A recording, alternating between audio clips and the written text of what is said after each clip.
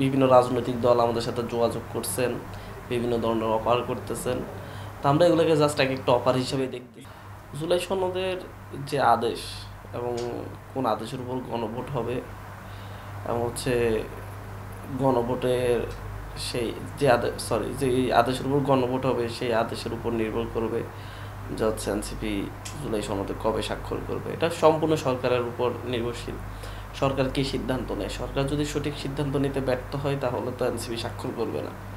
আর সরকারের কাছে যে দাবিগুলো এনসিপি জানিয়েছে, যে যৌক্তিক দাবিগুলো জুলাই আকাঙ্ক্ষা বাস্তবায়নের জন্য, সেই দাবিগুলো যদি সরকার পূরণ করে তাহলে অবশ্যই এনসিপি স্বাক্ষর করবে, সেটা যে কোনো দিন হতে পারে।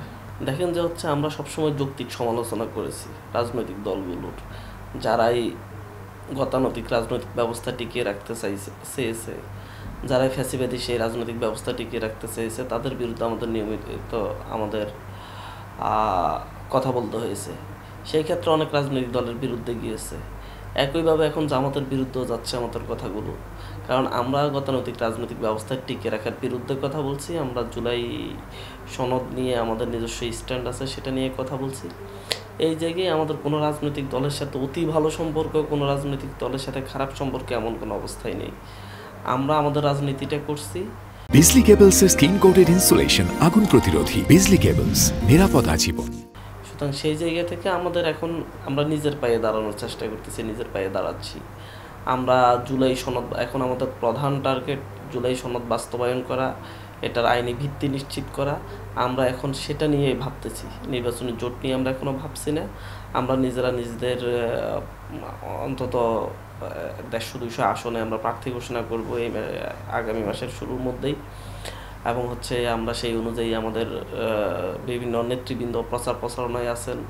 আমরা এখন পর্যন্ত এককভাবে ইলেকশনের প্রিপারেশন নিচ্ছি। সামনের দিনে কি হবে সেটা দেখা যাবে। সামনে তো চটে যাবে না, এটা শিওর থাকতে পারেন।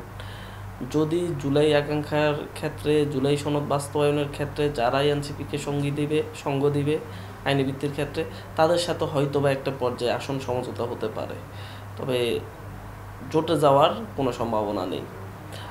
আর পাশাপাশি এই নিউজগুলো আমরাও দেখতেছি, আমরাও পত্রপত্রিকা থেকে জানতে পারতেছি।